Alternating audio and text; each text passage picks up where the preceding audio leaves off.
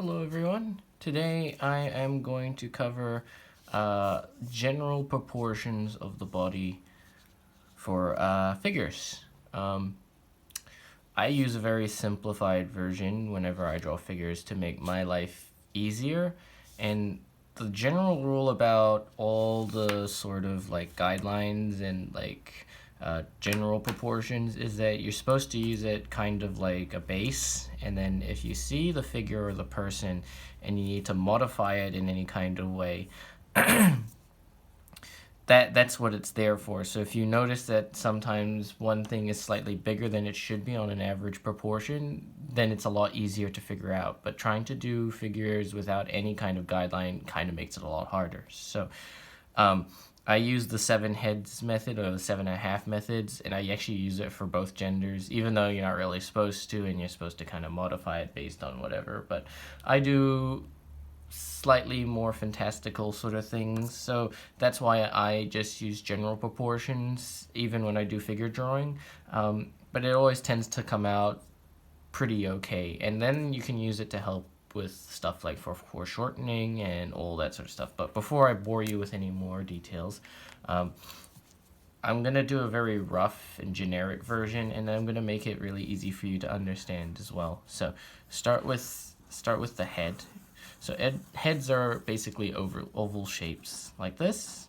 All right, and then you want to draw a line straight down. Don't worry about being too perfect with it. This is just, we're gonna do like a standing pose basically. And then from here, you can use various methods. Probably the most effective one is to get like a pencil,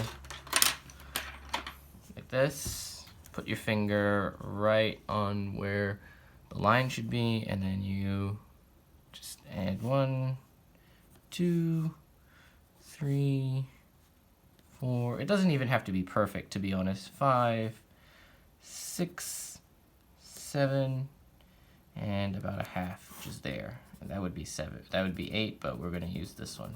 So that's the bottom, and this is the top. And while it may not seem like it at first, these actually work out proportion-wise. So general rules for males, the chest line should be about here at the second one. For women, because of the way breasts work, they will drop a little bit lower than that line.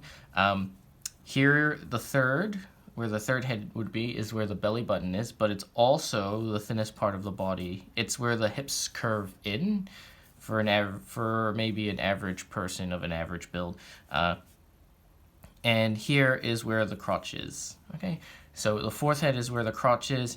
1, 2, so 1, 2, this is about where the knees are. So halfway between the 1, 2, 3, 4, 5, 6, halfway between the 6th head down. And here is about where the legs end, and here's about where the feet are. So knowing all that, now we can put this into practice. So the shoulders are about, so if this is half, it's going to be slightly higher, about a third here.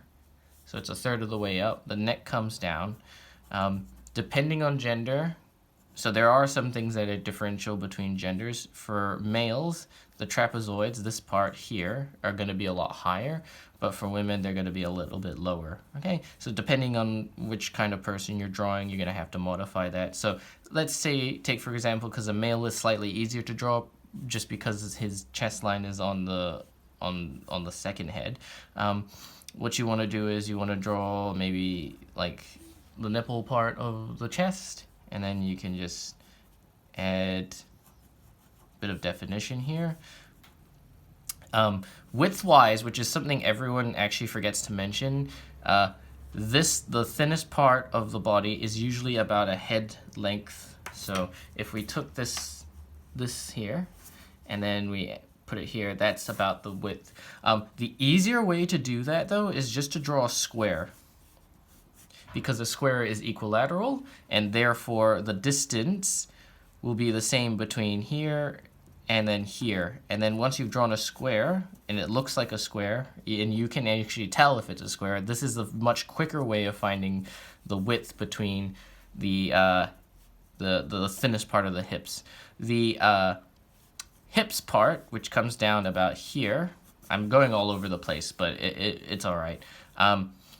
It's actually 2 heads across, so if we draw a square and then we draw like half a square, that's about how wide the hips should be. And then from here, we're starting to get a clearer picture. Always make sure that the thinnest part is the thinnest and the widest parts are the widest. Shoulders are about 2 heads as well, so if we drew a square here and then we drew a half square, that's about where the shoulders should be. About, I say. Sometimes people's shoulders are wider, some people's shoulders are thinner. That's just the way it be. And then from here, let's start drawing the legs. We're gonna draw them close together just so we don't have to worry about like angles and changing things. Maybe I made the hips a bit too wide. We can thin those down if we want to. And we'll draw them close together. When we draw knees, just for a simplified way, we just draw these little half circles here just to indicate that the knees are there. And then we're gonna come all the way down. If you want to, you can draw a straight line, which makes it a lot easier, or you can add a little bit of a curve to indicate more realistic looking legs. But it's not about that usually, it's just about having the proportions come right. All right. And then from here, we can just draw the feet as little sort of triangles, like almost finished triangles, like this. If you want to, you can draw the ankle. And so there we have like a general body proportion. Now here's the hardest part, arms, because everyone draws their arms too short. The elbow is actually right in line, and this is a really easy tip. The elbow is usually right in line with the belly button. So the third head down is actually one of the most important parts of the figure. If you can figure out where that is, it kind of shapes the rest of the body. Because it's the thinnest part, it's also where the arms, the elbow should be on the arm. So if we draw maybe just more straightish lines like this, and this is where the elbow is. And then the hands should be about like in between the top of the leg, like from the crotch to the second, from the 5th head down. And it should be around this area. So if we just draw arms like this. And hands are actually quite big if you think about it. Hands are not very tiny things. So draw your hands nice and big. Always draw them bigger than you think they should be. And you'll usually be safer that way. And it makes hands easier to draw later on. So this is like a general proportion for a guy. It can applies pretty much the same to a girl. Maybe you'd make things more slender, but this is essentially the proportions I use when I draw figures. And once you learn like these proportions, I implore you to practice this at least, and then you can probably find out easier ways for you to figure out where everything is relative to the body. I use this as my focal point, the 3rd head down, because it makes it a lot easier to figure out where like the belly button is, where the hips spread out, and all that sort of fun stuff. And then from here, if you want to, you can add some hair and all that stuff. Maybe some eyes, eyebrows, nose, mouth, big smile. Okay, so yeah, the general takeaways is don't be too stressed about if it looks right or wrong at first. You're going to have to go through multiple versions to start getting it to look right. Once you understand these basic proportions, you can understand that if a body's like kind of curving, then it's going to be short. It usually will end up, a lot of things will end up shorter than one head, or a little bit. Usually things don't end up wider unless you're going this way.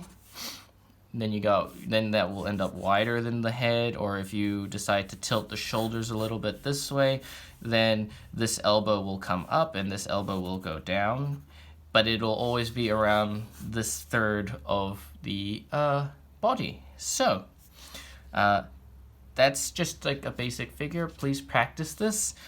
Practice it over and over and over again. If you find that the proportions just don't quite work for you, you gotta measure out on a body yourself and then kind of figure out what you think is right.